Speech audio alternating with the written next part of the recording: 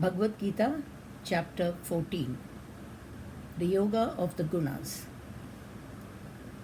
We are what we are because of our three gunas. This chapter tells us a very important truth, that is, the science behind our behavior and that of others. The spirit, functioning through matter, is responsible and expresses itself as the individual who lives his experiences in this world. The universe evolved by the union of spirit and matter. The great nature, Prakriti, is like a womb in which the Lord has placed the seed of his creation. Thus, all creatures have originated from the same womb, Prakriti, and the same seed, Purusha, or the Supreme Consciousness.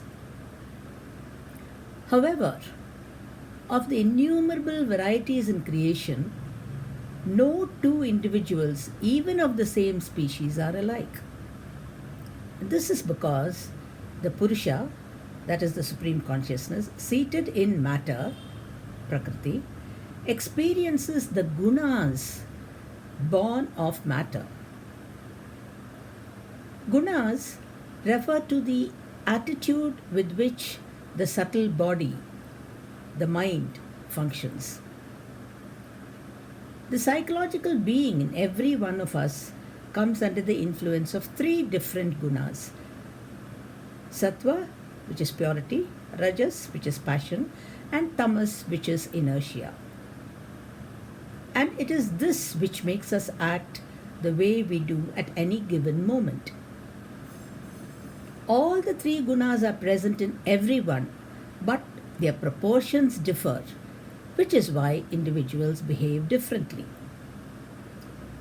Once an individual is able to recognize the various influences under which he is forced to function from time to time, he will be able to discard all wrong, immoral tendencies in himself. Not only that, he will also be able to empathetically understand the behavior of others. And this is extremely important. What are the characteristics of the three gunas? Sattvic guna is luminous, stainless, and harmonious due to its essential purity. When under its influence, the mind is steady and free from evil thoughts. Thus, when we efficiently and intelligently become aware of the world and judge it correctly, Sattva is predominant in us. Rajasic guna expresses itself through passions. When there is an onslaught of Rajoguna, the mind is wrecked with many painful passions, expressed in a million different urges like desires, emotions, feelings, etc. The main source of all these fall under two categories: desires and attachments. Desires for acquisition of things and creation of situations which are expected to give some personal happiness, and a sense of clinging attachment to things already acquired. These are the two root causes of the strifes and struggles. It goads man on to act endlessly, earning and spending, saving and procuring. Rajas is predominant in us when one exhibits greed, activity, restlessness, longings, etc. The third guna is the tamasic guna, which is born of ignorance. Under its influence, man's intellect gets veiled and he becomes incapable of discriminating between right and wrong. There is no brilliancy of thought, tenderness of emotion, or nobility of action.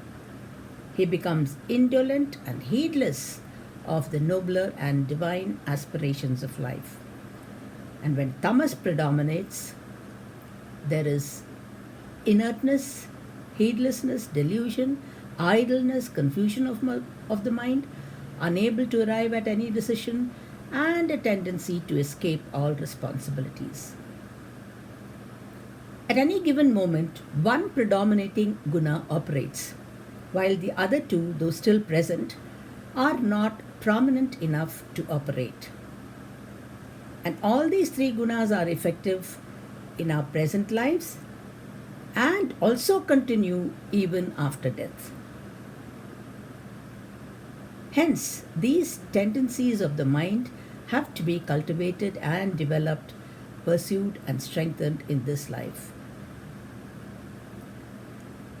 The nature and number of desires and attachments are determined by the gunas, and it is their quality and quantity which forms the blueprint for our next birth.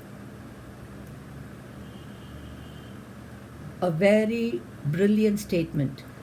We order the blueprint for our next birth. Nobody else is responsible. The sattvic predominant evolve upwards, rajasic dwell in the middle, and the tamasic go downward. However, total release can be had only when one is able to transcend all the three gunas. When the seer realizes that one's ego, which was previously claiming to be the agent in all his activities, is none other than the gunas themselves, and he knows that which is higher than the gunas is consciousness and awareness itself, he becomes liberated.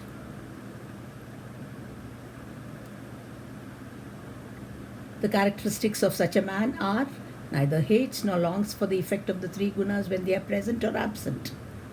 That is, he remains in a state of equanimity, even when he feels agitated or deluded. He swerves not, alike in pain and pleasure. Dear and not dear are the same to him. Same in censure, praise, honor, dishonor, friend or foe. No ego or egocentric desires. Contemplation, when coupled with dedicated service, leads to God awareness, and such a person will be totally liberated. Thus ends chapter 14 of the Bhagavad Gita, entitled Gunatraya Vibhaga Yoga, or the Yoga of the Gunas. Hari Om Tat Sat.